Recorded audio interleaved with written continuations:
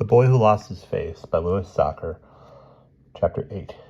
David wasn't going to stop by Scott's house Tuesday, but it was right on his way to school and maybe Scott would be there. He wasn't. "I told him he should wait for you, Davy," said Scott's mother, "but he seemed to be in a hurry." "That's okay," said David. "I figured he wouldn't. But, since I had to walk right by your house anyway, I might as well." "Oh, he forgot his lunch," said Scott's mother. "Would you mind bringing it to him?" She disappeared back into the house, then returned a moment later with a white paper sack. David carried Scott's lunch all the way to school, where he saw Scott, Roger, Randy, and Alvin all laughing together. He dropped Scott's lunch into a trash can. After all, he didn't want to ruin Scott's reputation. He got his books from his locker and headed toward his homeroom. Maybe Mrs. Bayfield really did put a curse on me, he thought. Except even if she was some kind of witch, she would have put a curse on Scott or Roger, not me. All I did was give her the finger. And then I gave my mother the finger too, he realized. Maybe Mrs. Bayfield somehow made me do that. A weird thought popped into his head. He had broken his parents' bedroom window too, just like Roger had broken a front window at Mrs. Bayfield's house. And suddenly he realized he had fallen over backwards in his chair in homeroom, just like Mrs. Bayfield when Randy pulled over her rocking chair. He smiled at the strangeness of it all. The smile left his face when he saw Miss Williams coming his way. Her red hair hung over a long yellow and purple sweatshirt. He hoped she hadn't thought he was smiling at her. Her green eyes flashed at him. "Hi," she said. His mouth went dry. "Hello, Miss Williams," he said, nearly gagging on the words. She pushed on through the door and made her way to her desk. He hoped she hadn't seen him blush. He felt like an absolute fool as he went to his desk.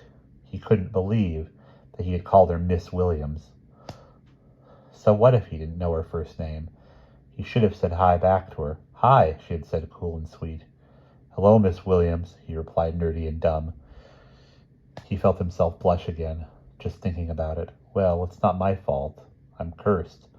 Mr. McFarland was talking about John Wilkes Booth, a prominent actor who had assassinated Abraham Lincoln right in the middle of a performance.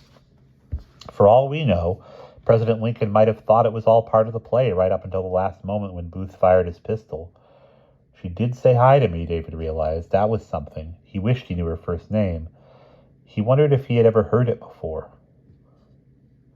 He went through every girl's name he could think of to see if one rang a bell. Alice Williams, Amy Williams, Betty Williams, Barbara Williams, Carol Williams, Kathy Williams, Debbie Williams, Donna Williams. He made it all the way through Zelda Williams, but the only bell that rang was the one at the end of the period. At recess, he saw Scott and Roger and everyone hanging out on the steps. Roger was waving his arms, talking about something, and everyone else was laughing. David sighed. He didn't know what Roger was saying, but he doubted it was very funny. Still, he knew if he was there, he would have laughed too. Leslie Gilroy was wearing Roger's black vinyl jacket.